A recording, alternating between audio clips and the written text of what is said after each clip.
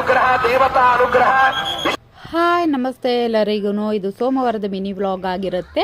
ನಮ್ಮ ಮೈಸೂರಲ್ಲೇ ಇರುವಂತಹ ಶ್ರೀ ಲಕ್ಷ್ಮೀಕಾಂತ ನಗರ ದೇವಸ್ಥಾನದಲ್ಲಿ ಇವತ್ತು ಲಕ್ಷ ದೀಪೋತ್ಸವ ತುಂಬಾ ವಿಜೃಂಭಣೆಯಿಂದ ನಡೀತಾ ಇದೆ ಅಂತಲೇ ಹೇಳ್ಬೋದು. ಹಾಗಾಗಿ ನಾನು ನನ್ನ ಫ್ರೆಂಡ್ಸು ಕೂಡ ಹೋಗಿದ್ವಿ. ತುಂಬಾ ಚೆನ್ನಾಗಿತ್ತು.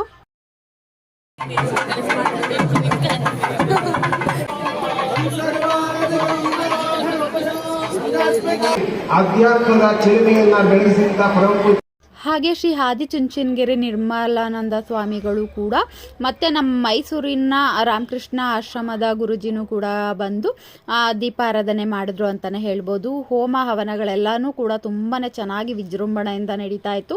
ದೇವ್ರ ಅಲಂಕಾರ ನೋಡೋದಕ್ಕೆ 2 ಕಣ್ಣು ಸಾಲದು, ಅಷ್ಟು ಚೆನ್ನಾಗಿ ಅಲಂಕಾರ ಮಾಡಿದರು.